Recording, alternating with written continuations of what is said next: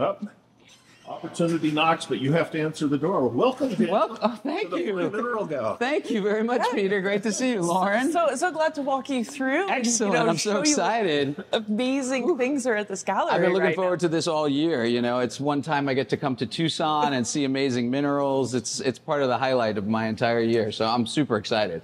Yeah. Thank you for inviting me. Oh, it's our pleasure. Excellent. You want to show me around the cases? Yeah, but well, I guess we can start right here. Okay. Yeah. What are some of your favorites?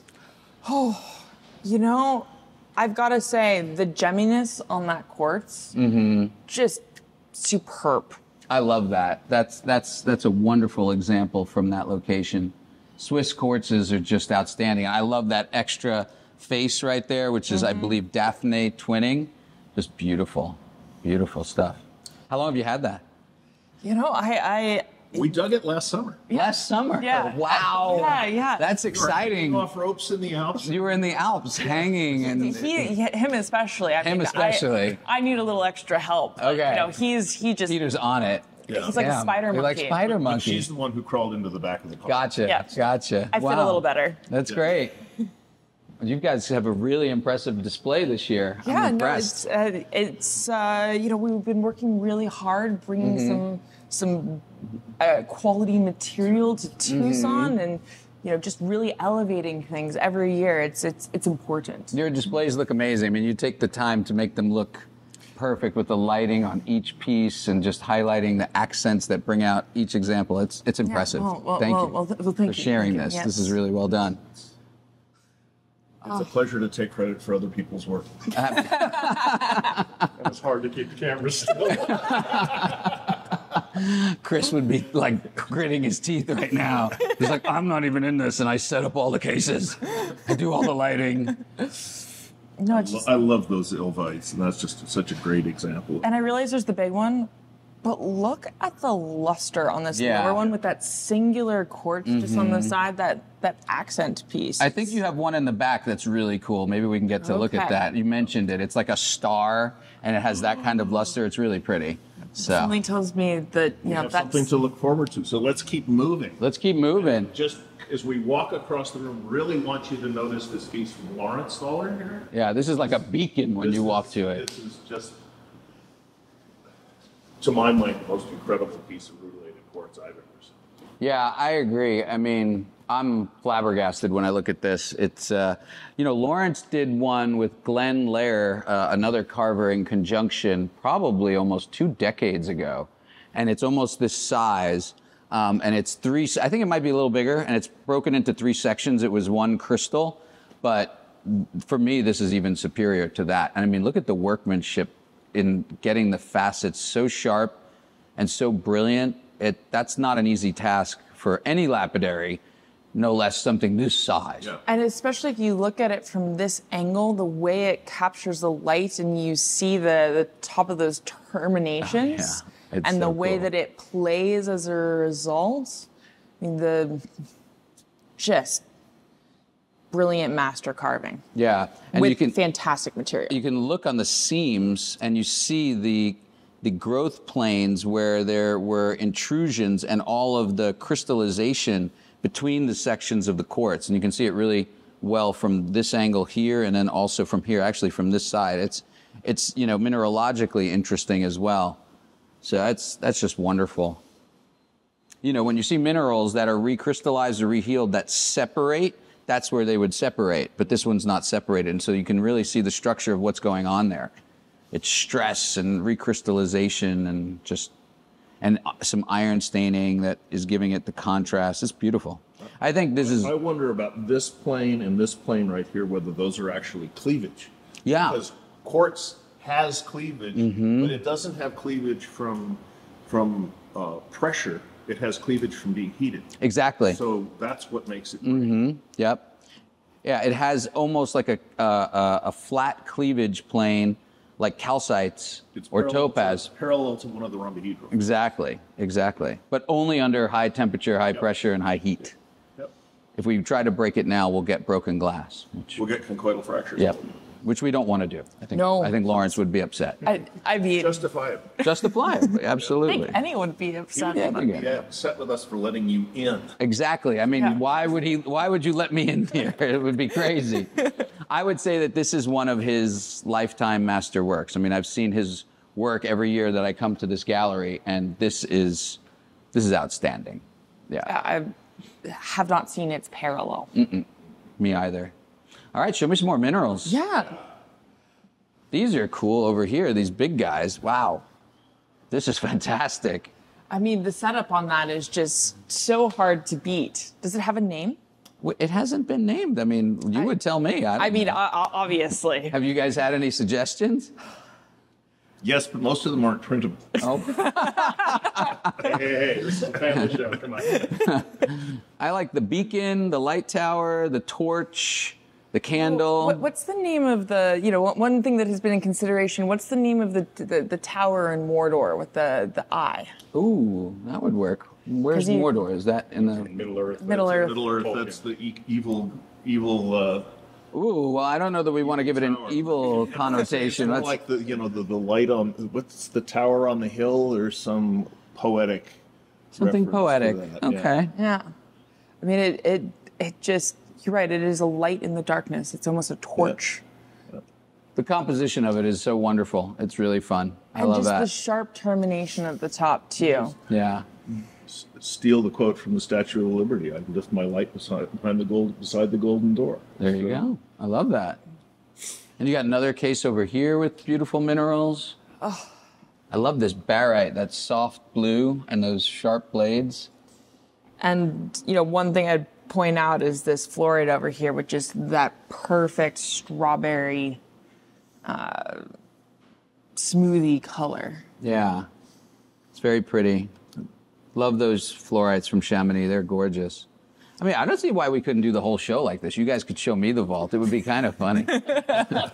Although you wouldn't know what to expect. So you might open the boxes and be like, ah. Yeah. What's wrong with that? Yeah, it's true. We can try it. There's a calcite which is remarkably similar to something out of Santa Eulalia, but just hit with an enlarging ray. Really? So did they come in this sort of fashion with Very the much first? the same style with the first stage, then a layer of iron oxide, then a second stage on top of it. My guess is if you hit it with an ultraviolet light, you'd see that some of the early stages of growth are very strongly fluorescent. Oh, we never tried it with a UV. So I would have never thought to do that. Yeah, this is one of my favorite discoveries from China. I had only had 2 fine pieces. A lot of them were really clobbered in the mining process, but this is one of them. And I had one, God, back when we opened the gallery in New York, it was one of the first pieces I had, and it sold that opening day when we had that party. And I love that contrast of this to this. It's just, it's The glitter and the matte, the combination is wonderful. The shimmer, love the shimmer. Another beautiful case. that erythrite Yeah. had, it's very stressful, not only setting those up, but transporting those. I imagine. In that, but How do you move it around? difficulty and probably involving duct tape in the bottom of a box. There you go. Okay, Yeah. that sounds about right. Or glue or Super glue. Super glue. We're gluing it to the box. hope and prayers. It's such a wild form for a secular erythrite. You wouldn't think of it, and I love it. It's like a little puff. The fact that it survives is what Agreed.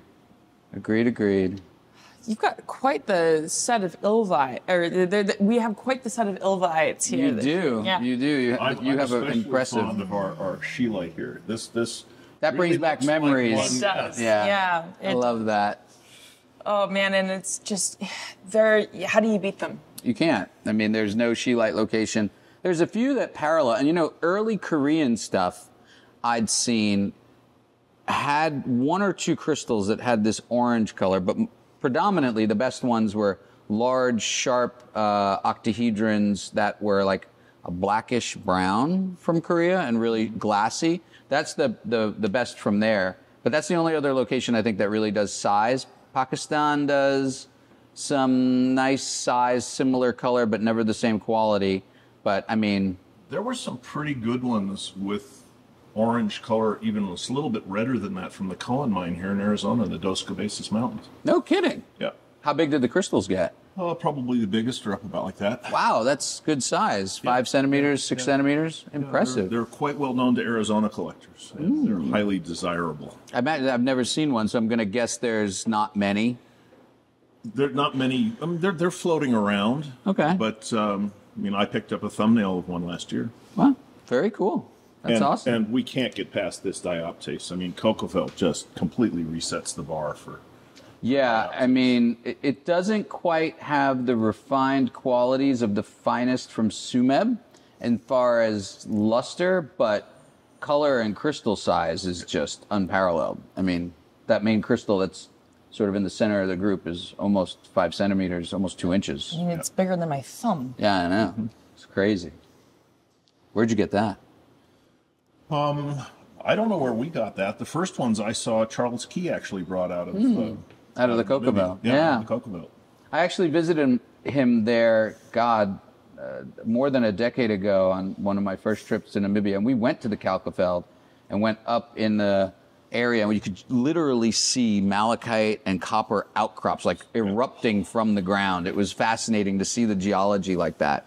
And there was this wildcat guy who was like living out on a farm who was like processing copper, and he had his own like, I guess it's not a mill, but what would you call it if he had like these banks of like water tanks with like diodes in leach? Yeah, he was doing copper leaching, and he was, I mean, it was out in the middle of nowhere, and he was creating copper to sell. It was impressive. Wow. Yeah. The chemistry of copper for doing that is actually very simple. Yeah, I imagine. Once you get the copper as sulfate into solution, you just throw old tin cans in there or iron, and it will replace. You wind up with an iron sulfate solution and copper. Huh. It's called cement copper. Cement copper. You can do it with electrodes too, so you bring it down directly as electrode. Oh, so that was the style he was doing. Mm-hmm. This is a lovely case. If you haven't noticed as you work your way around, we have a lot of really nice Shangbao fluorides this year. And that thing. Isn't that wonderful? The sphalerite from Dalnugorsk. It's just The luster, the setup. it's such a crazy piece. It's like a bonsai tree or one of those African trees that like is really Like a baobab? Baobab Yeah. tree, yeah. a little bit. It looks organic. It looks like the kind of thing you'd expect to see scuba diving. Yeah. Or Totally. in some sci-fi movie as some, organic life form.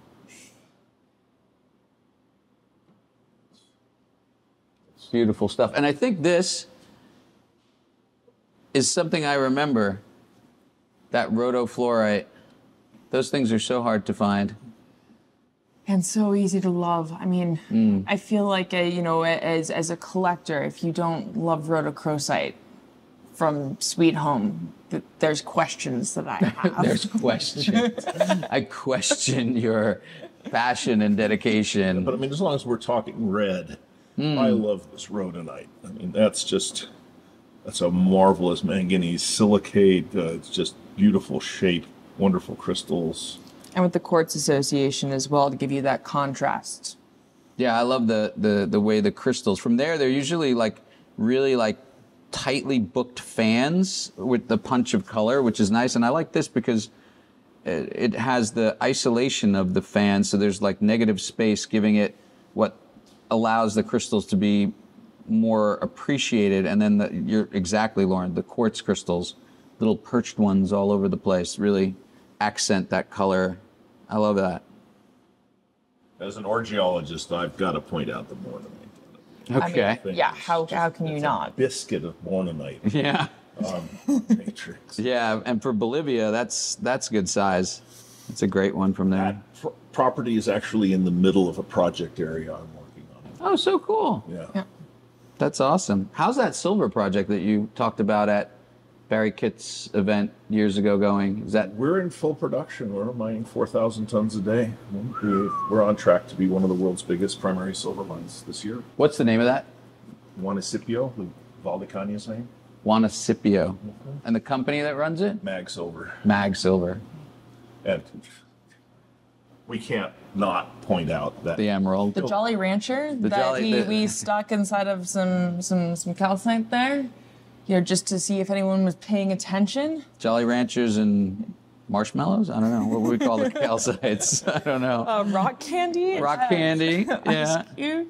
Ice cubes. It's so gemmy. It almost looks.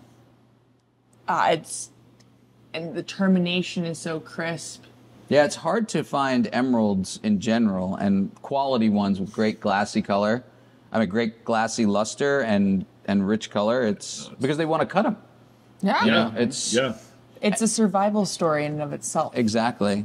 And it's funny, as you look at minerals, I was having this conversation at dinner last night with some collectors, and we were talking about, species. And as minerals are becoming more and more popular, I mean, if you go into a restaurant and you ask somebody, do you know what emerald is? I think every single person's going to say yes. Diamond, obviously, yes. But rhodochrosite, wittichinite, bornonite, probably not.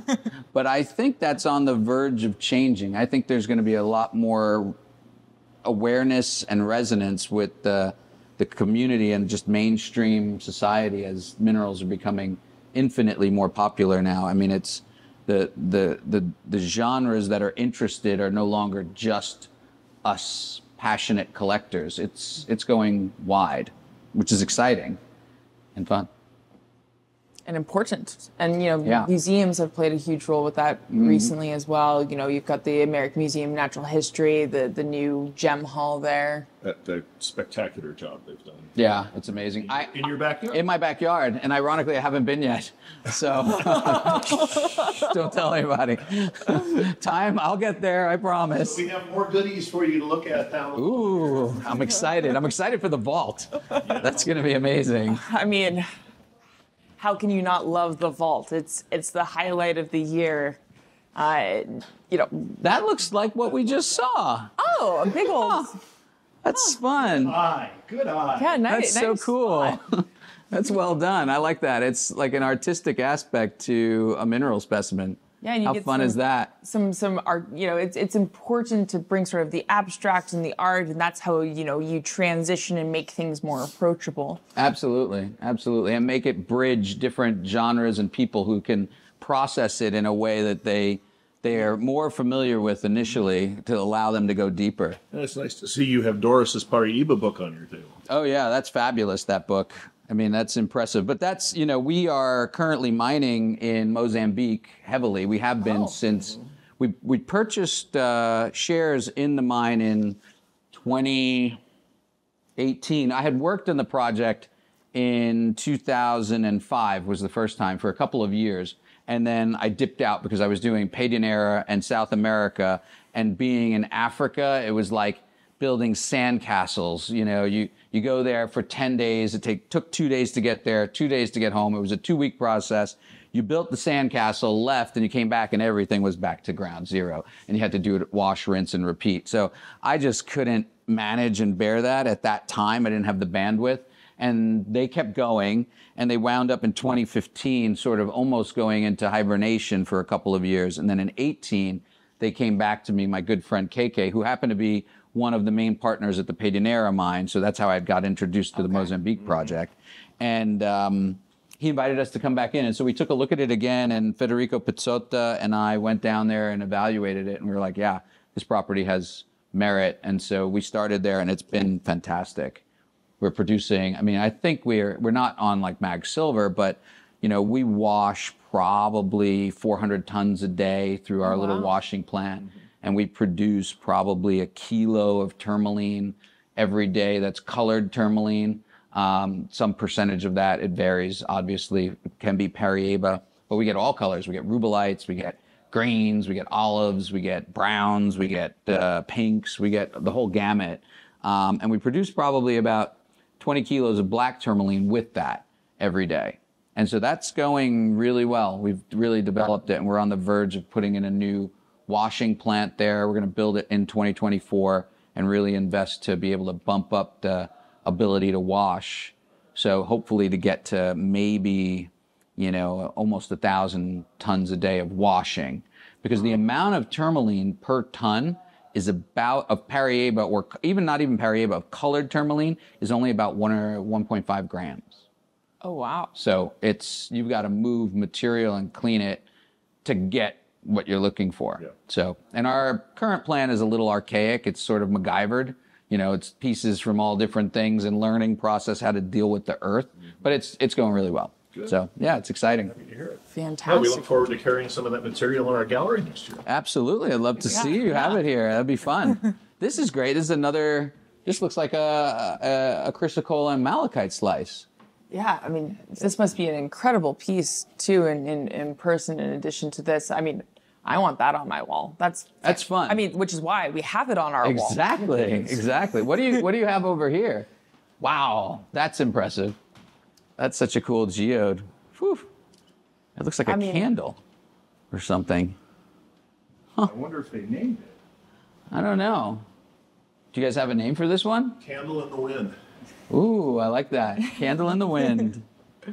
With its little, one thing I'd really like to point out is this totally gemmy, wick on the candle, which is why it's got that name, and it's that yellow too, which Absolutely. is, I see it. That's so fun. For one of these geodes, you guys seem to always have really one piece that you highlight in this position every year, and this is one of the impressive ones. It's very sculptural and whimsical at the same time. I love that. Well, you have to balance those two aspects to keep things interesting and engaging and approachable. Excellent. And I like the way you juxtapose it with the miniatures and the thumbnails. Yeah. It's like, you want that size or you want this size? That's so fun. It's just end members. It's Just end members, exactly. Showing the spectrum. I love that. I've got to say, the color on that cobalt and calcite is just... Oh, yeah. That's intense. I mean, great color overall. I mean, to go from that to that pyromorphite from Dao Ping, that's just the perfect green color. That's the right pocket. I remember that pocket. That's the apple green pocket. Yeah. Has a great luster. That's the pocket you That's gave the- Lauren crumbs of. From the When she trimming. was about 8 years Yeah, old. when we were over at in Suites and I had Yeah. the corner room 164. Yep, I remember. I had the whole pocket that year. Yeah. Yeah. Those were the good old days. In contrast to the rhodonite we showed you in the other room, there's a much fatter, gemmier, more typical crystal there. Yeah, from Consolero Lafayette mine in Minas. Those are, for me, the bar for rhodonite as far as crystals go. That has great gemmy transparency. If you light it from behind, it glows, and it's even more red than rhodos when you put them side by side. Yeah. Unfortunately, they don't have the razor sharpness of a great ROM from Sweet Home, or they would be on par, and they never have really a matrix. Hard to find matrix ones. And most of them get cut. Oh yeah, they get cut. And the matrix, if they do have it, is usually more rhodonite, so you don't get that contrast. Okay. Sweet Home's a special breed, special animal. I love this erythrite. So fun with the star of crystals in contrast to the other one. Yeah, no, this one's got that more blocky crystal, but at the same time, it looks like an explosion. Yeah. And the little white matrix sets it off. I don't know what that matrix is. Quartz or something. I don't know. Really cute. Yeah. Beautiful miniatures. I love those. I love that you guys put these out every year because it allows sort of a entry level for collectors. Well, you've got them together. The stuff that is, the designer specimen that's, approachable in terms of people's experience and She's talking to you, Peter. Yeah, and simultaneously the absolute eye candy that I want to say boiling the frog, but as you're getting into collecting, and that's a fun term. What is the boiling the frog like? Well, it's just slowly reference to- turning up the heat Okay. into turning you into a mineral collector. You start off, Ooh. That sounds You know- insidious. We are boiling the frog here. Boy, I knew your dad. I have to point out the color on that Guerrero amethyst there is just stunning. Yeah, That's the best gumball purple that the locality produces, and really fine luster on the crystals. I think the two localities that produce the best saturation of color for all amethyst is, excluding Siberia, which never really produced great crystals.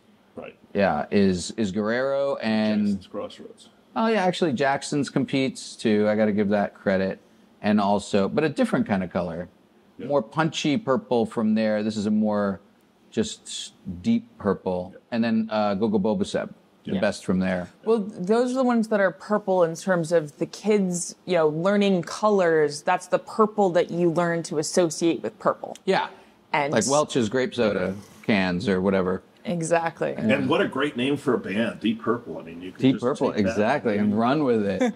Absolutely. And I love the Shigeite. That's a great one of those. It's so hard to find a good example. Absolutely.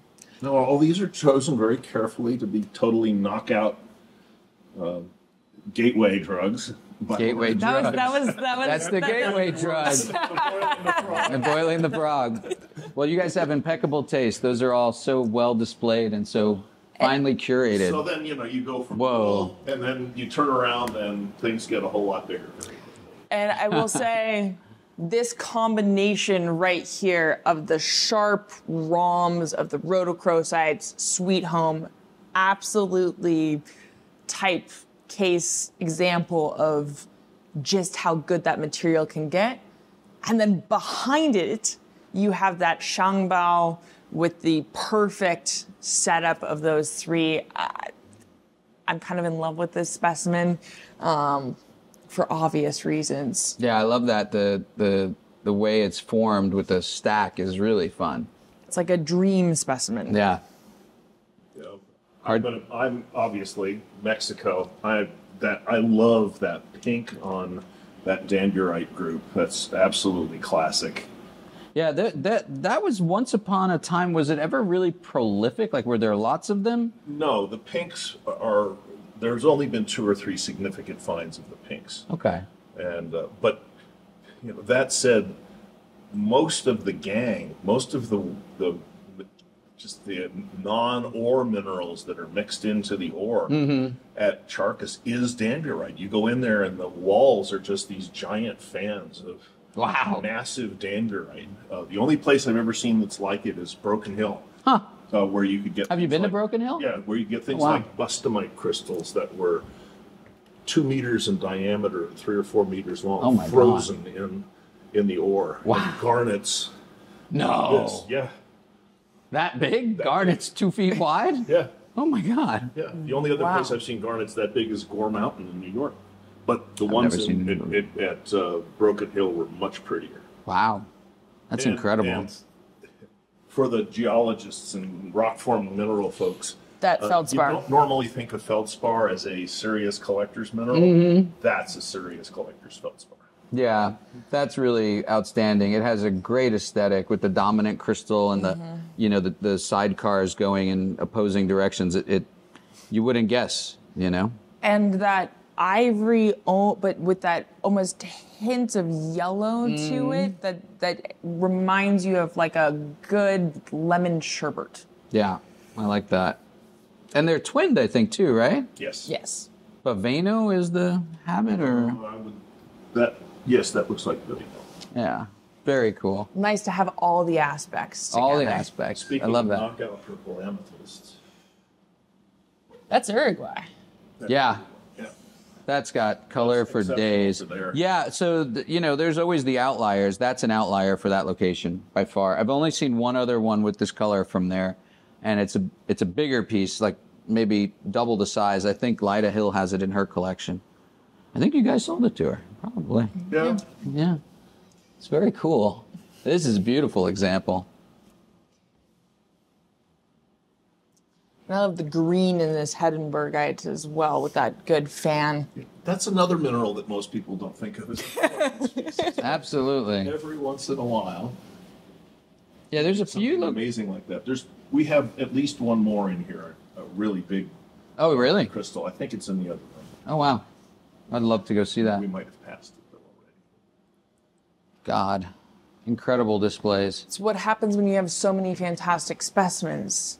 You can, which case is the other great piece?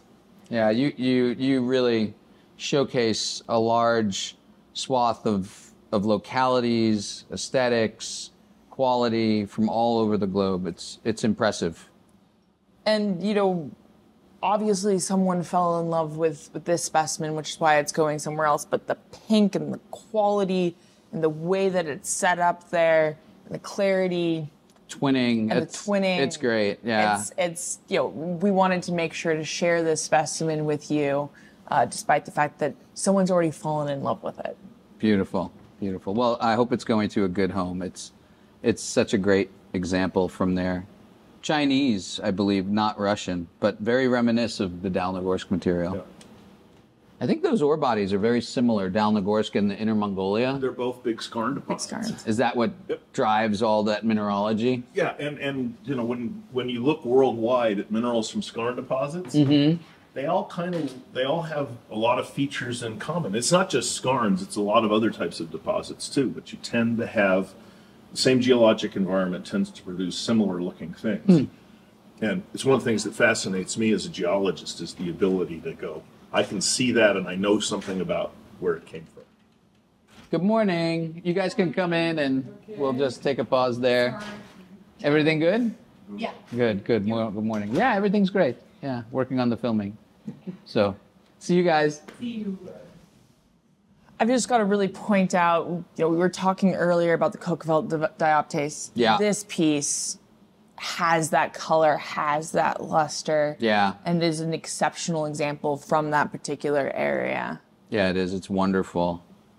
It's impressive. It's sad that there aren't more. That find, those two pieces, I think came from one pocket, one discovery about 2 years ago. And the best example I had seen went to, gosh, I don't know where it went now. I think it went to Desmond Sacco or to Salim. I think it went to the MIM. And it has one crystal totally isolated, almost 3 inches long, sitting on a little perch above a cluster. The aesthetics of it are just bar none. And I think it's the largest dioptase single crystal I've ever seen, by far. Unbelievable thing. I love how much you know about, what we have here. I know. Just really know the depth of the history and the find. It's. I'm a collector who just is passionate about these things. So I spend my time trying to understand what people have, and you guys are worth following. You carry some of the best material I've seen, and I love looking at it. And yeah, it's a lot of fun. I really appreciate what you guys do. We complete the triangle on amethyst and point out that there's the Coco Basin. Yes. Piece that goes with those localities. Guerrero and Graves, not Graves, but Jackson's Crossroads. And Uruguay. Yeah, fabulous. Just great purples. Beautiful color. Beautiful color. So let's our vault room. Let's head into the vault room. Oof. Wow. Well, I mean, of course, we just saw that other one. So there's our Jackson's Crossroads to complete the amethyst tour. Wonderful. I love that. That's so fun that you have all three examples. And here's the big Hiddenbergite that I was talking about. Yes. Yeah. Just a massive, and that's from Malmberget in Sweden. So that's that's unparalleled for me for quality for the species. I mean, the blocky you would never guess. No, I would guess Wanagang in Inner Mongolia before I would guess Malmberget for that. Yeah. Is that also a skarn? Deposit. That's an iron deposit, and it may have formed as a skarn initially, but it's been Tortured. It's been raised to amphibolite grade metamorphism. What is the little crystal sticking out the top of it? Do you know? I mean, I don't know my rare minerals as well, but I believe that's some rare species. Any guess? I genuinely don't know. Not from here. Okay. It's an iron mine, so it wouldn't surprise me if it's a piece of weird tortured hematite that's fell on and got stuck onto the Hiddenbergite. probably not as romantic as it being something rare, but we need to get that investigated. Okay. Yeah, I'd be curious to know. And I'd also point out this Helvite on Lollingite. That's wonderful. Luster, color, combo, contrast. I think they're twin too. I mean, they look sort of like the Spanish admirals' helmets, just like the Cassiterites do. But I don't know if that's a feature of the Helvite or if it's just that's the way they form. But yeah, Helvite twins. it does. Readily, yeah. Oh, okay. So that probably is twinned, and it's the contrast on that Lollingite is so cool, so fun. Yeah. Well, the Lollingite itself is amazing. Yeah, for the species is great. Beautiful stuff. Wow, there's more over here. There's it's everywhere you turn. Everywhere you turn, you've got beautiful minerals. It just keeps going. Don't know how you do it. We don't either. This It's one's just especially- super impressive. This one's especially unusual because it's really common to see coated quartzes, but you don't often see the cubic fluorites nestled in there. Yeah.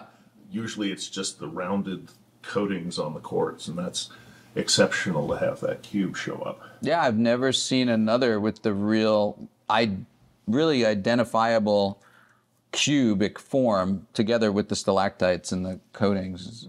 And are the other ones cubes or are they like modified octahedrons they look like? Yeah, They're typically modified octahedrons. that's so cool. And I think there's a later stage on the cube as well. Yeah, because they look like little octahedrons. Look at all the little spiky points on the top and the side. I think it is octahedrons. Yeah. Huh.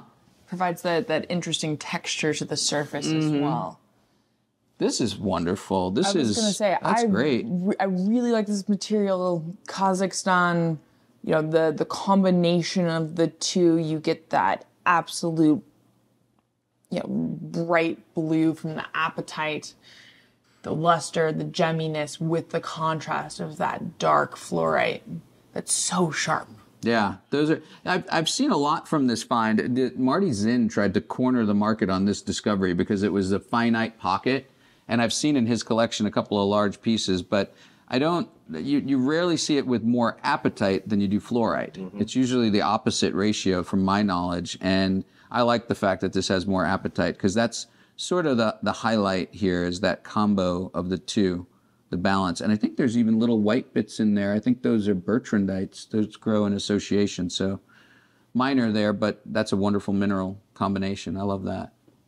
And this is a classic. Yeah, that's totally classic. This is Bristol, isn't it? Yeah, that's Bristol. That's phenomenal for Bristol. Yeah. That's amazing. Yeah, we were going back and forth on Bristol, Cornwall, probably Bristol, but nice to know I was right. There you go. I mean, yeah, when you get things from certain sources, I can see how it can be different, but your knowledge is deep, so you know that's clearly Bristol. That's amazing. Love that. The thing is in this gallery, sometimes you can get surprised. True. Because of the exceptional, We work at that. We try to find you do a great job. Pieces that can fool you in terms of where they're from. Yeah, I love this. This is a classic. The azurites on Smithsonites. There's so few. Mm-hmm. Love and I would point out how much of a twist there is on that Gwendol just to the left of it. That's that's amazing, and that looks Russian for sure. Yeah, definitely. I think that's from the Dodo Mountains. That's amazing. Beautiful. And again, tonight. Yeah. It's not often that those get that level of pretty. Yeah. With the clarity, the sharp termination, that has to be a specimen that collectors that focus on Italy dream of. Yeah. I think for the species. Those of us who love secondary lead minerals, that's not bad. Well, there's that too. All right, my favorite part. Seeing the vault. Just want to share this with you. I mean, I'm so excited. One of the beautiful things about this is I even get surprised by what we have. I imagine you're gonna be. That's impressive. I don't even know how to. Sometimes I forget how to open the safe properly. Yeah, you only come out here once a year. Yeah, so you're rarely in Tucson. So we'll start with this. I'm Can't wait to see what's in these treasure boxes. It's a surprise. Lauren feels the same. Ooh. You know, that red, the contrast with the barite. What did Dave used to say when he'd see a piece like that? Holy cow! Okay, I'll start throwing that in. You want to slap your brain off.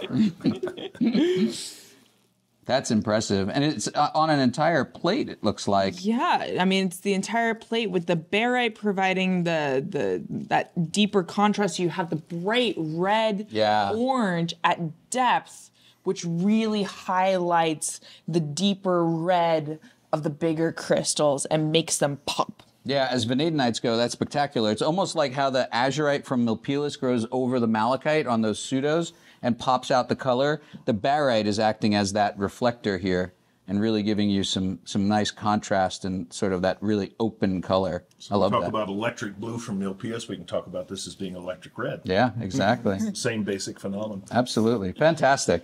Love that. You know, Dad, I'll let you put the lid on. Yeah. And maybe I'll stack these out of the way so that they're not. Yeah, absolutely. I'm honored to be here and to get to see this. I mean, this is one of the highlights of my year. We So think you probably have enough experience to be trusted. I'm allowed. And is it okay if I touch some of the specimens and handle them? I absolutely. Oh, well, thank you. Excellent. Wow. You know, every single time you open one of these boxes and you just get stunned by how quality these specimens can be. Yeah, the consistency of quality across the board that you guys carry is impressive. I mean, I love this gold. It's eagle's nests for sure. And I love how you can still see the gold through the matrix and then where it outcropped into these freestanding crystals. And it doesn't look like this one is etched out because, you know, when I've seen this, I kind of know this locality a little bit. And when the crystals are so well isolated and so brilliant, it oftentimes is where they're just a little bit included in quartz and they'll be removed, or it can be totally freestanding in little pockets in this only 1 or 2 inch thick vein. Yeah. And so it's incredible. so hard to get that luster out of that because you don't have that etching component to it as well. And like our amethysts, I mean, this is another incredible location. I recognize it. This is Colorado quartz mine.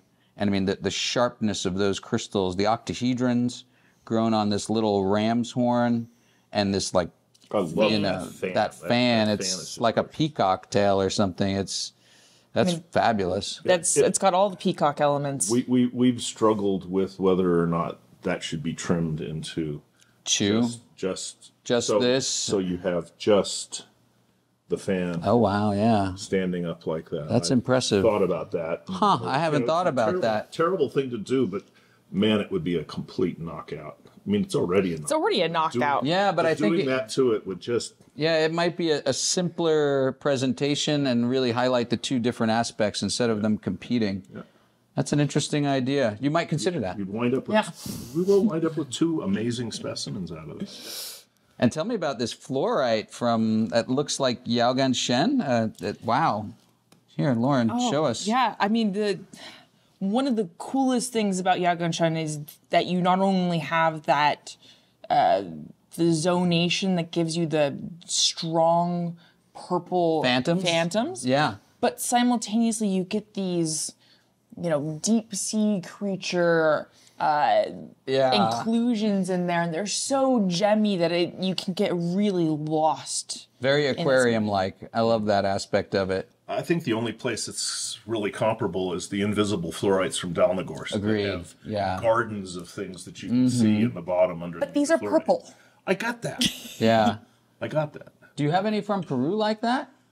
Probably. I think a little further down in the as I remember in one of the boxes here. I don't remember where we put it, but it's in here somewhere. All right, cool. Well, I'll look forward to seeing that one. That sounds fun. Well, we're gonna put you to work again. All right, yeah. Let me help. Wow. I love we hide away. I mean, this is fabulous. Look at the composition of that. I mean, wow. With the matte finish on the edges. This is Haramosh, I believe. Yeah, it's from the same locality, definitively, as the aquashirl, the famous one. Yeah. The small one that was in Peter Vaya's collection once upon a time and is now at the MIM. And you can tell that I think the indicative thing is this type of Clevelandite. Clevelandite, yeah. That really bright white, tight, small rosettes, that's like a definite indicator. It's so good having you here because, I mean, I can do the ore minerals, but these pegmatites from Pakistan and stuff like I've got a little experience. I'm glad I can help. To fill us in on some of the history and the mines. And what is this? This looks like a tourmaline from Brazil. Wow. This is fabulous. You know, that crossover, the blue, teal at the terminations with the contrast from the lower pink. Probably going to look good against white. So you can really see the color. Pedernera? This is, you know, I know Pedernera well, but I don't think it's either. I think it's the Shia mine, which is actually part of the same district, and like they go in the geology in the Safira district. It just goes right down the mountain. So it's like Pedernera, Cruzeiro, Ariconga, Shia as the mountain declines. Because they're essentially pegmatite pods, right, that are each individually? We think they all formed at the same pulse. Okay. In a series of pulses 500 million years ago, and they just deposited in different host rocks along the way. So Pedernera is sort of in a schist, and a Cruzeiro's in a quartzite, and Ariconga's in a quartzite, and I believe Shia is as well. So they have much more systematic. Pedernera was the outlier where it crossed in the country rock from schist to quartzite, and that's why it's way harder to understand the geology there because the schist just wiggles, whereas the quartzite cleaves practically.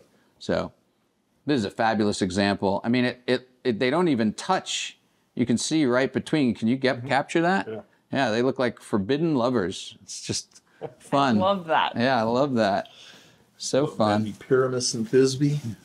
Yeah. To go back to Greek mythology. Need a little chink in the wall that they can talk through. There you go.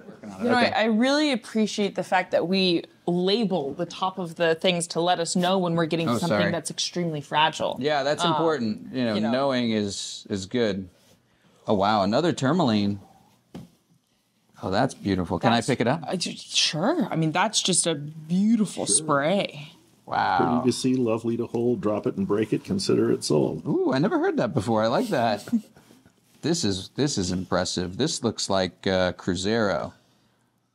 Yeah. It's got that wonderful chrome green color. Wow, look at that. That's impressive.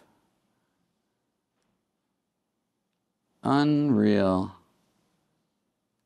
The composition is just outstanding. Composition's great, color's great. You know, it's got that the V that you dream of having in a fine painting. That's Bringing amazing. you in. Is this relatively new, do you know, or a couple of years ago? I think this is that recent find within the last couple of years. Yeah, yeah. Fabulous. It's amazing what Cruzeiro does, from the intense rubelites to the, you know, bicolor stuff to amazing greens, apparently. Geochemically, the variation that you're seeing there to get the differentials in the color. Impressive. I mean, I guess it's from the trace elements that are present and then exhausted through the formation of the crystals.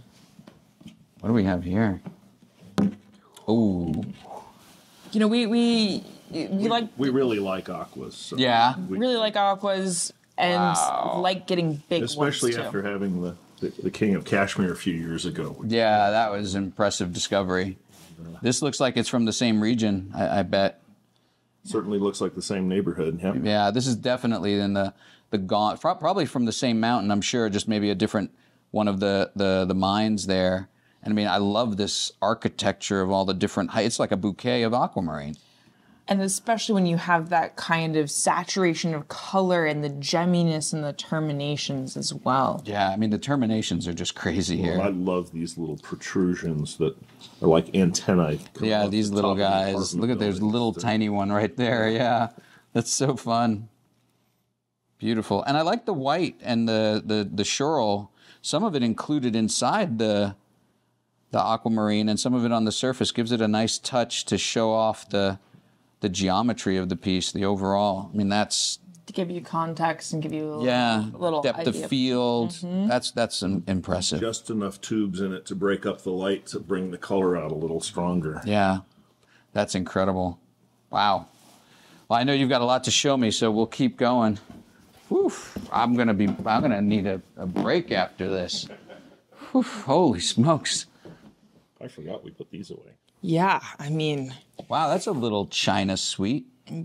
If I ever saw one. that's a sweet China suite. Wow, look at the color on this.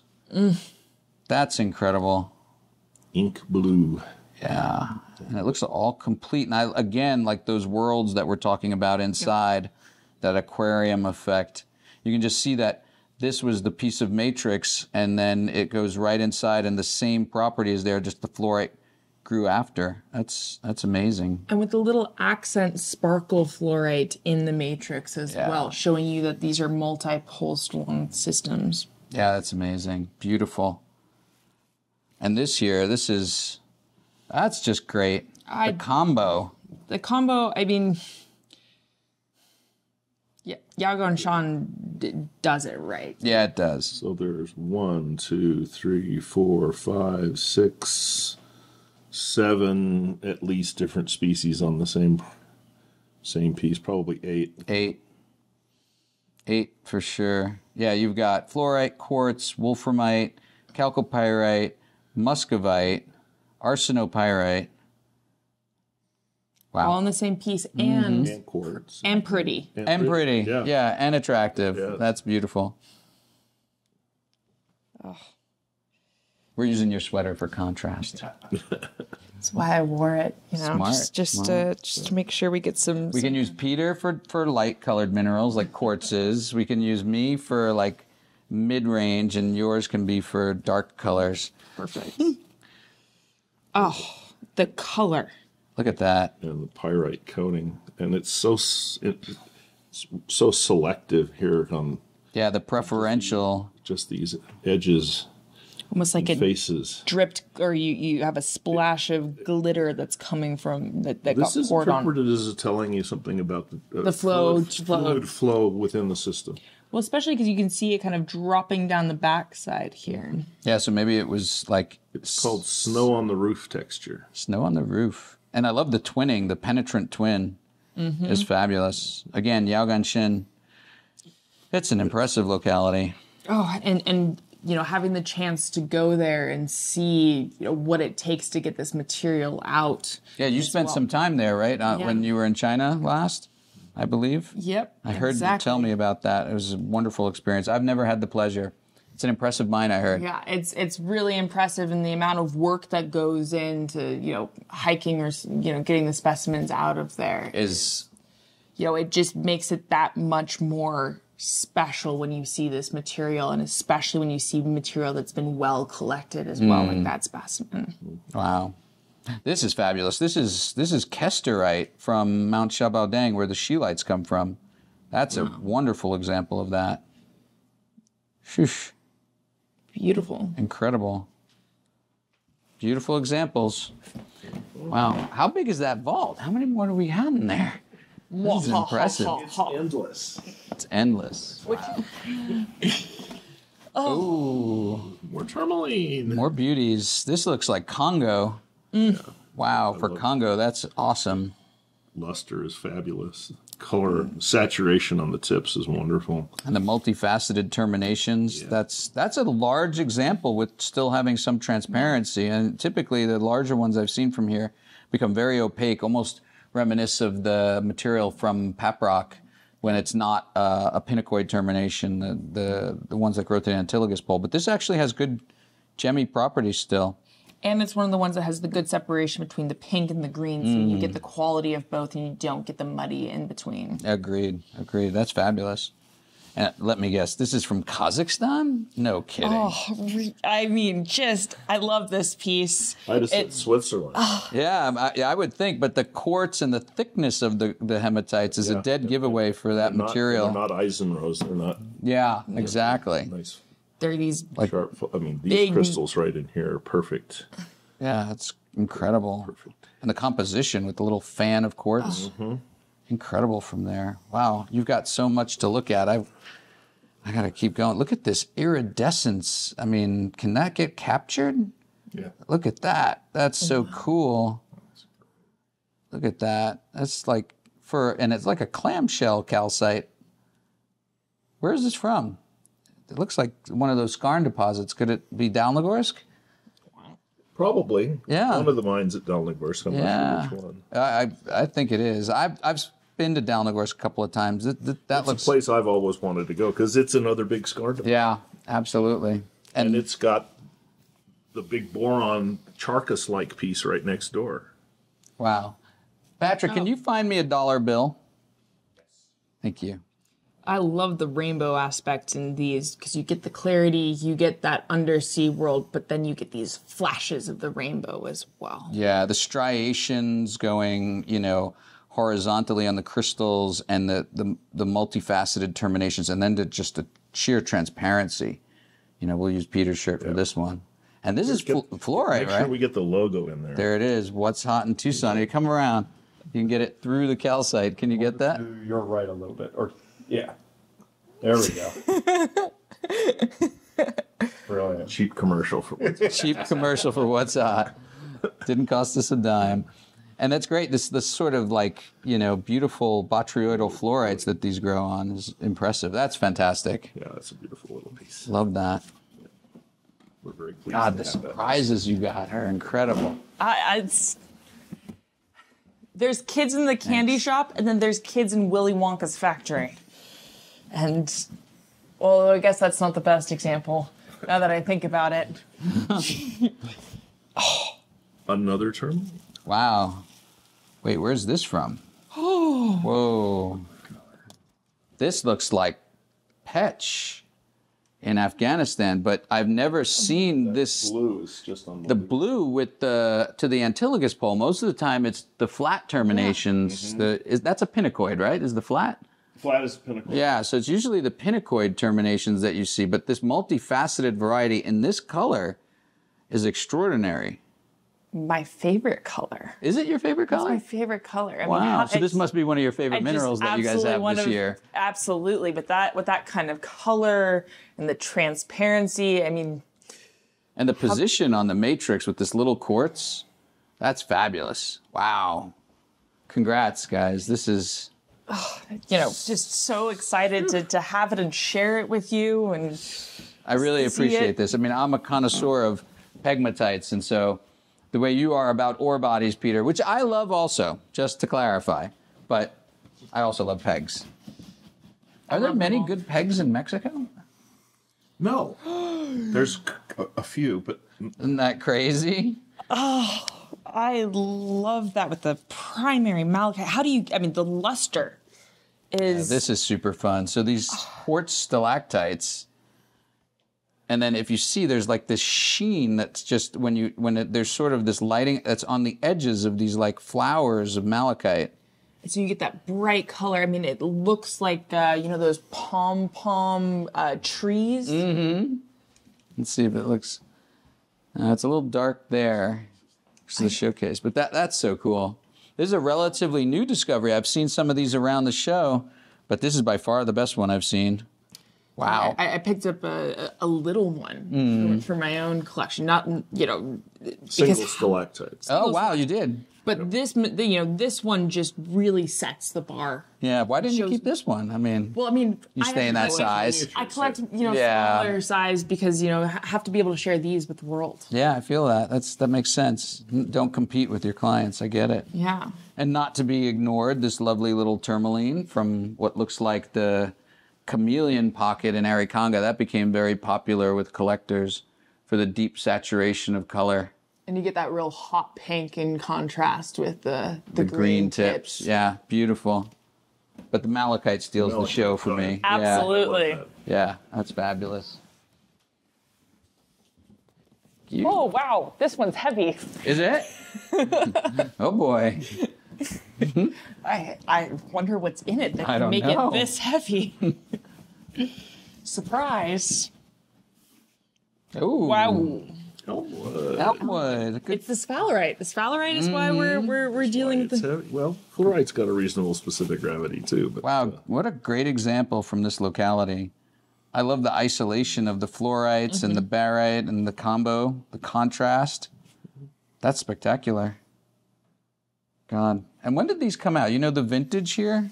This is probably at least 20 years, 30 I guess years. that's 80s, 80s, 90s. Yeah. Probably around the time that Mark Kilbasa was digging in there. Yeah, well, so I think that would make sense. Maybe that's even late 70s. No, it's later. It's later than that. It's later than that? It's late 80s. Late 80s. Yeah, Okay. Maybe even into the 90s. Wow. But, Well, you know, so much of that stuff came out just on a regular basis. I mean, Steve Neely used to talk about people showing up at his house at 2 o'clock in the morning, knocking on the door. Dr. Neely! got some calcites for you. Or fluorites or whatever it happened to be. In memoriam of Doc Neely. We love that guy. What do we have here? She's not complaining about how heavy it is. But, Ooh, Definitely not complaining about this box. pegmatite minerals. Look at that. Look at that topaz.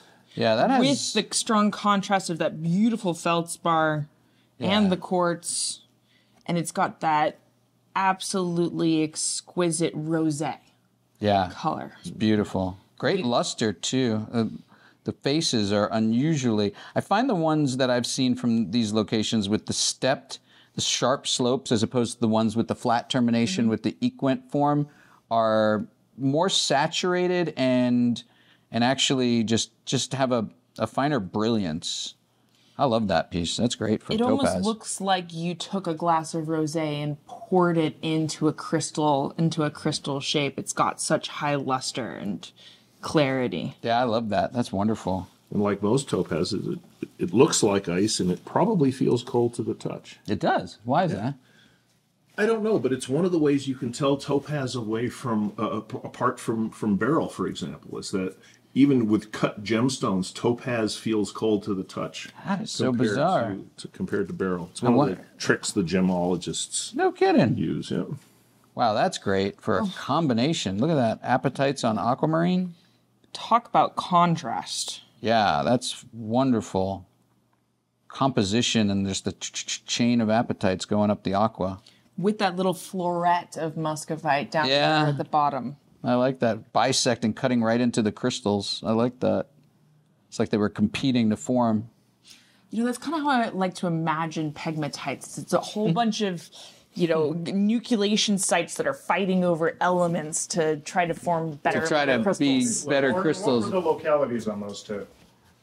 Pakistan and where in Pakistan are these from? This is from Nagar, I'm sure, and this is from the Skardu region, for sure.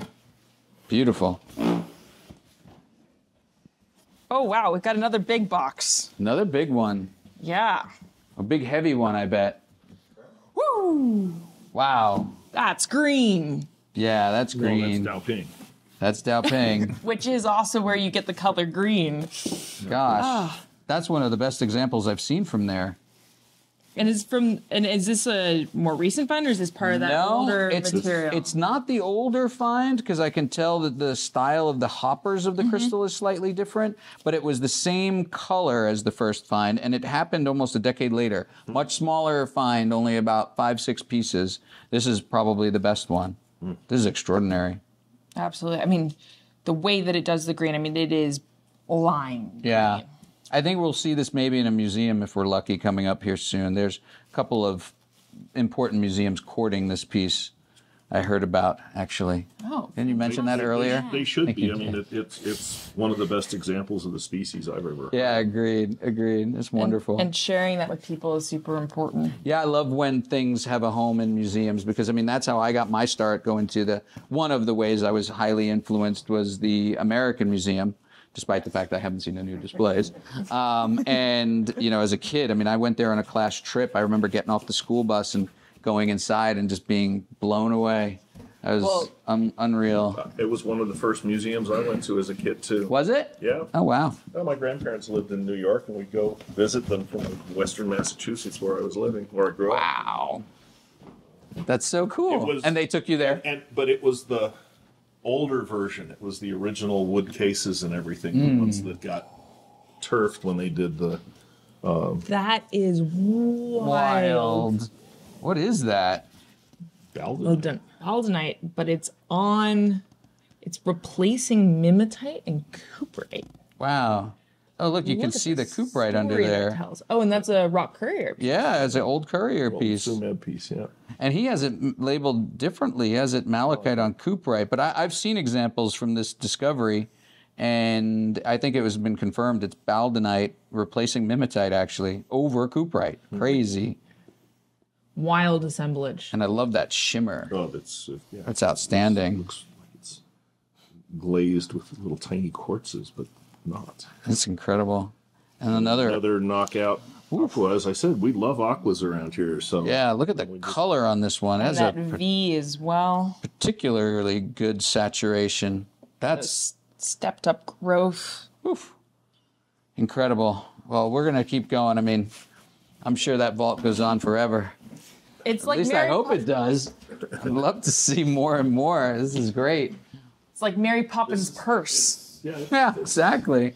It's a clown car of minerals. Ooh. There we Look go. at that spray. I mean, that's an example of a specimen that is exceptional in terms of the fact that it survives. Yeah. And it's, one of the things that you can see here is how that had to be transported by making it that custom styrofoam surround. Yeah, absolutely. I mean, these are... So we get all the way from India here to Tucson. And I love these. There's lots of them out there, but I love how you guys really curate and select the ones that really highlight just one isolated spray where you can see the real acicular formation and all the top needles on this matrix of apophyllite. I mean, that's impressive for presentation. I love that. And I love when you look down the C-axis on these, how you get that sort of effect that takes you down into the black hole. It's a fiber optic effect. Yeah, it's incredible. It's like a city. It's amazing. I love that. Wow. And that's what you see more with mesolites than you do scolocytes. That's one of the ways you can often tell. There are some lookalikes, but this is clearly mesolite. We call that one the Big Bang. The Big Bang. I like that. The Big Bang. And there's The universe starts and then just keeps going, expanding. I love that. And this tourmaline is fabulous. Look at this color. This looks like a particularly good one, but not Peydenera. It doesn't look like that other Cruzeiro one. This must be Arikonga, I bet. Yeah, oh yeah. Okay. Yeah. It's very cool. And it has this little blue hint here at the top. That's so cool. And just that singular on matrix with that cute little sidecar. And it doesn't look like it has any repairs. I mean, it's... Oh, maybe just one at the base, but I mean, that's impressive. So it goes all the way through the matrix. Yeah. Which is a cool thing. There you can see the nucleus of the crystal. And with the sidecar popping out, that's great. Love that. Exciting flats. Whew. That's our job, is to get you out of bed on a Sunday morning. Oh, yeah. I was here at the crack of dawn waiting to see this stuff. Whew. Skip breakfast and everything. Wow. It's Brazilian. No, Colombian? Yeah, thanks. Whoa. I mean, I didn't know, but that really sets the bar for Colombia. I mean, that parallels the very best from McGurl, which for me is one of the best locations for quartz. I think what really identifies it as Colombian is these perpendicular spines growing out along this crystal. Almost Tessin habits. Yeah, almost Tessin habits. Some of them may be, actually. Yeah, I think they are. And this has that modified Daphne twin, like the Swiss one that we looked at when we came in, or when I came in. Yeah. Wow. Amazing. Beautiful. Whew.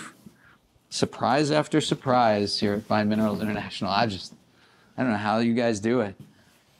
Magic. Yeah, It's the only explanation. Magic is the only explanation. We're surprised too that we can pull. Oh wow. There's another example of one of the quartz from Colombia. The mangoes are just so much fun. Yeah. I forgot the name of the mineral that's in there. It begins with an H. Hawaii. That's it. Yeah. Yeah. I'm glad you knew that. That's beautiful. I love the architecture of these. I mean, not all of them are, for me, I mean, I love the inclusions and I love the contrast and the really transparent aspect of the crystals. But for me, it's the sculpturesque property that sets the best ones apart from this location. And this one has that. In spades. In spades. Then this is crazy. This is, where is this from? It doesn't look Brazilian.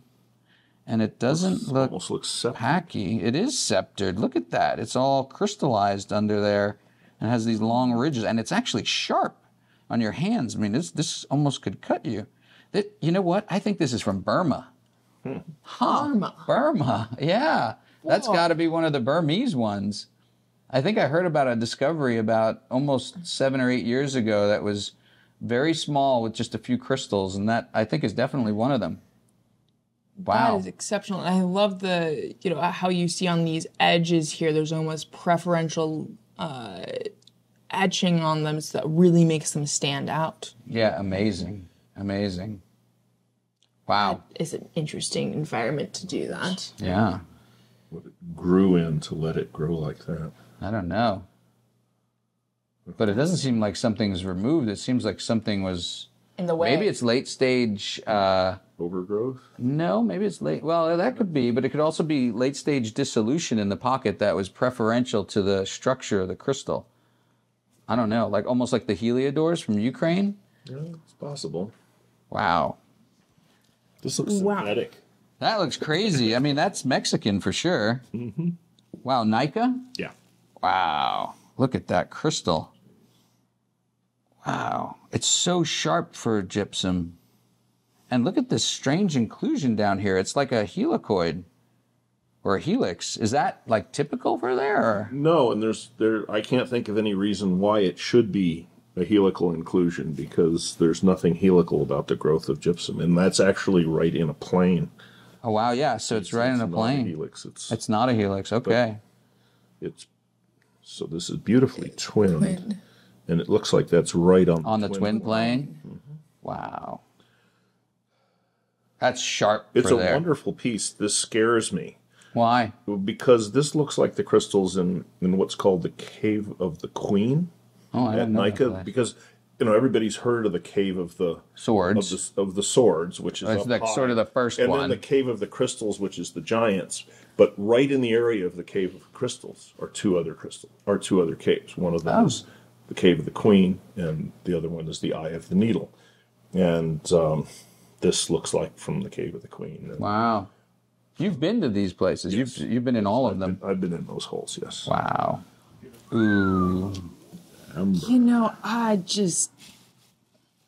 Look at this amber. Huh. That is wild. That is optically flawless. Look at that thing. That is crazy. Washed up on a beach in the Baltic somewhere? Somewhere in the Baltics, yeah. That's crazy. Huh. And it has almost like a hint of green to it when you rotate it. That's crazy. 10,000 or 5,000 years ago, that would have been picked up by a cave person and presented to their king as a phenomenal natural object. People had kings? Wow. Cave queens. Cave kings. Cave kings and cave queens. Oh, I love this Brazilian material. I mean, just... Yeah, great fan of Diamantina with the chlorites and the stacked form. That's wonderful. And then classic gold from Eagle's Nest. With that, again, you can see that this has little luster. Quartz crystals nestled inside in different spots. So you can really see that luster. Whew. And then, of course, we've got to have a sweet home. Keep one of these sweet homes just to... Got to have a sweet home around. ...with you towards the end. That's incredible. The sharpness and the luster and the color. This looks like good luck pocket. That's impressive. Love that piece. Whew. I know you guys want to get open today, so I'm trying to help move you along because we appreciate it. You want the whole community to see this when they can. Ooh. Look at that hematite. Wow. Holy cow. Holy cow. That is robust. Oh, yeah. Look at those faces. Oh, that looks like it has an indicative number of an old collection. I think that's Ed David's number. He must have been wearing his lucky pants the day he found that. Oh yeah, you remember those 4-color pants that he'd wear when he'd come to the shows? Yeah. I love those. Each leg was a different color, front and back. So like one was corduroy this color, one was corduroy pink, one was corduroy green, and then it was wonderful. I gotta find me a pair of those pants. They worked for him. They did. He was able to pull it off. And then another one of these fantastic vintage. Same pocket? Same pocket. Yeah, you can see that barite underneath and that brightness of color and depth of field. It is just amazing how much vanadinite continues to pour out of. Absolutely, yeah.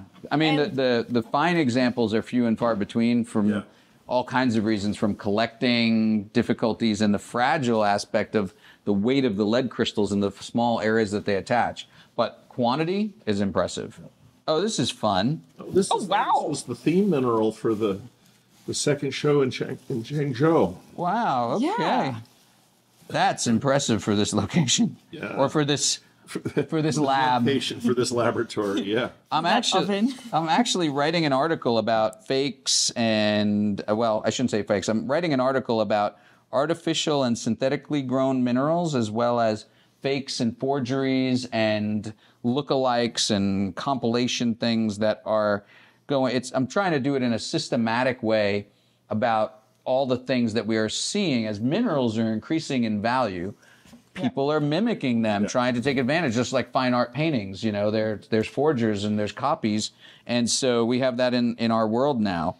And educating the public to what to look out for is important, like those hemimorphites from a few years ago. Well, I mean, I think there's such a, it's so important to start to learn, and it's a reason to really study some mineralogy so that you can see when something is wrong. Yeah. Or maybe not quite right, because it's going to be the great difficulty moving forward. Agreed. And, that's why I want to highlight, I've actually built a reference collection of all of these types of objects for now almost a decade and a half. And I'm going to hope to do a display here in Tucson at some point and put them all on display after the article comes out, so people can go through and understand and be like, oh, I see the difference. Because things that often look too good to be true are. Voila, we brought you purple. Woo, more purple. More purple. I mean, we just couldn't. Wow, do you have a flashlight in there that I could see? Maybe a cool temperature one that's slightly longer than the short one that's next to it that's warm? Oh, thank you for letting me know. Yes. Right. Yeah, how would I know that? Let me get amazing. Change the locks. God, look at the saturation on this. That's, holy cow. Oh, I mean, it's almost so purple you get these blue flashes because your brain can't quite process how purple it is. That's beautiful. That's an incredible example from the Gogobobaseb. And then what's Look this? at that galena. Galena. Sweetwater galena. Oh, Yeah. fantastic. Galenas is from this location. They've got to be the world's best galenas. Easily. I mean, with the exception of some odd things from Madan and from... And Nika. Actually, Nika produces amazing galenas. Spinel. Yeah. Actually, I think that... Brilliant lustrous faces that have been slightly back etched so the edges are rounded. That might be my favorite. My singular favorite galena comes from that location, from Nika. It was... That used to be in Marvarosh's collection. Did it wind up in Bruce Oryx for a little while afterwards? So, yeah, that's the one. It was like a piece this big. Yep. With like, and the luster was like, blah. Yeah. Yeah, that is my favorite galena. That is the only way to describe that luster.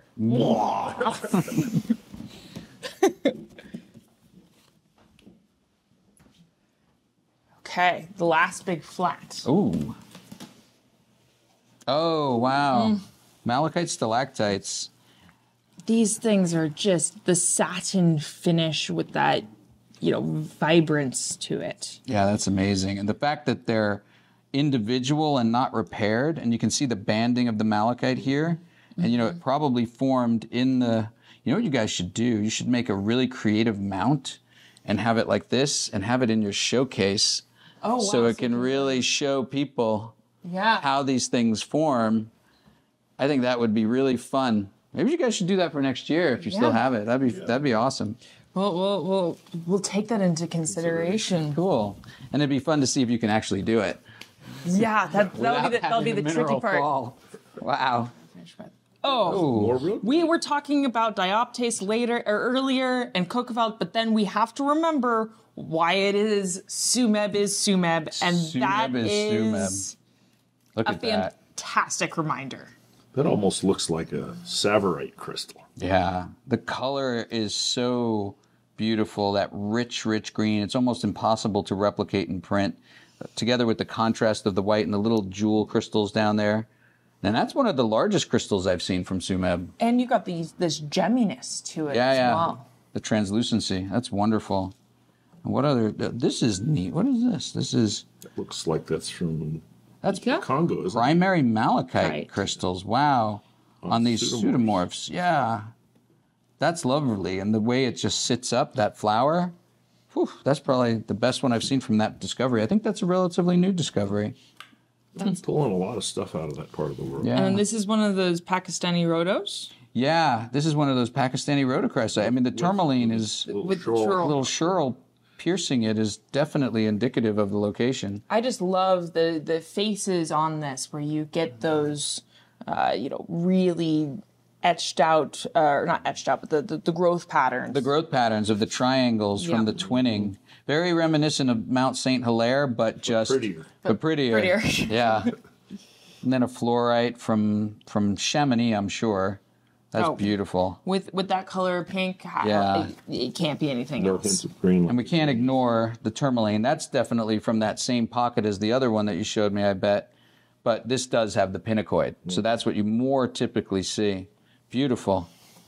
Well, I know you're running low on time. Show me, are there any... We're not running low on minerals. I see that. Woof. We were talking earlier about that Peruvian fluorite, and Ooh. I'll be honest, you look in this box and you think this is a crazy savarite, and then you realize, no, it's a fluorite. Holy That is cow. masquerading as a savarite Look because at it the is that depth of green. color and whew, the transparency. And you can see all the way to the bottom. Look at that. Are you getting that? Oh, yeah, he says. That's impressive. Whew. Wow. For Peru, this new location is impressive Yeah. from there. Oh, wow.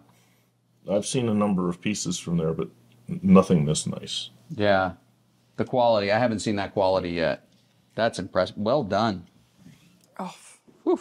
Okay, we got two more. Two more. Okay. We've done saturation of color. We've got to do a fantastic yellow. How Whoa. can you beat a sulfur like that? Look at the size of this crystal and the color. I bet if you backlight it, it just glows. Whew. And where's this one from? So, it's got to be Sicily. It's definitely Italy, and I don't remember the mine. It's not the classic one where the bitumen comes from, but it's another area. It's like Picara or something like that. This was in Renato Pagano's collection, and sadly he passed away not too long ago. He was an amazing man and aficionado of minerals, scientific instruments, antiquarian mineralogical books, and just overall a great human. guy, good Yeah. Great guy, good friend. I remember seeing that specimen in his collection, visited Italy, and it's the kind of thing that leaves an impression and Yeah. spoils you for other Yeah, I mean, sulfurs. the impact of that in a showcase is hard to beat because, yellow is one of the few colors we get in the mineral kingdom in high quantity. I mean, you have the mimetites from San Pedro Corlitos, you have sulfurs, anglicite, pyromorphite, kind of yellowish, depending. Yellow's but not easy. Yellow's not easy. And in size with impact, that's impressive. Well done. Sheesh. Love this one. All right. Got the last piece. Ooh, the last piece. Roll, please. Oh. Oh, wow. That God, that's a is topaz. Absolutely knockout. That's from Mason, Texas, right? Absolutely, that's Texas. Texas at its best. I mean, they have lepidolite and albite just like Virgin de Lapa, the Shonda mine, but it's got to be Texas. It's the state gemstone of Texas. Is it really? Topaz. And it's cold too, like you mentioned. Yeah. Look at the depth of transparency. You can see my hand back there, and that aquarium effect with the the preferentially etched faces on the sides and the super razor sharp glassy faces on the front. I mean, this thing is incredible. And it's like a total floater all the way around, and it has no repairs, no restorations. I mean, this might be the bar for topaz that I know. I mean, I don't know of a finer example. I think they're doing a showcase, a tribute to topaz up at the TJMS show this year. Yes. Yeah. This might be in that case.